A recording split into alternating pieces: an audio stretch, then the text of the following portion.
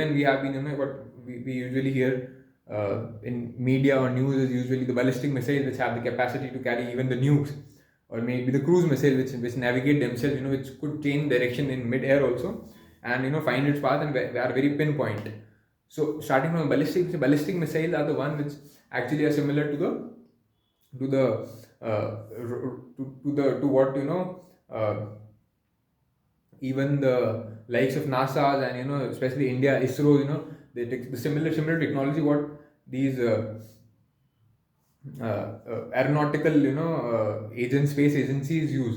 So it has to have that crazy firepower and propellant, so as to push the missile in high altitudes. And although the space agencies would not want the spacecraft to come back on Earth, in a very short period, ballistic missiles, on the contrary, have the capacity to reach high altitudes. And but what they are restricted to is a certain pathway.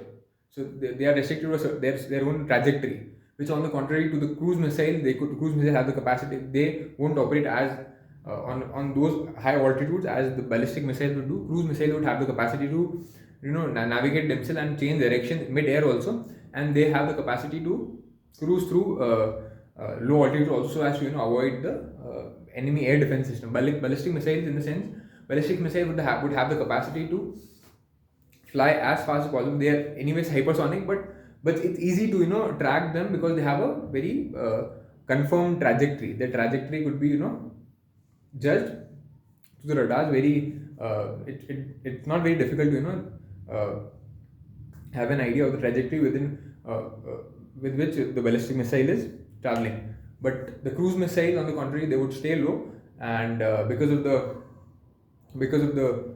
spherical form of the Earth, it would be difficult for the radars to catch those cruise missiles, and they could navigate themselves at low altitudes also, and which makes pretty difficult for the air defense system to strike them. And the speed with which the ballistic missiles could go through is insane. It's, I guess, it's already hypersonic, but ballistic missiles actually uh, would would would fly through supersonics and hypersonic speed, to 10 to 15 into 20 times of what speed of sound would travel.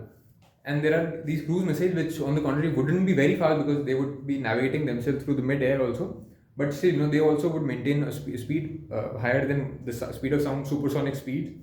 And they could have like some of the missiles, for example, what I've been get to is Kinzhal, the Russian Dagger missile, which are like cruise missiles, which are like a hybrid of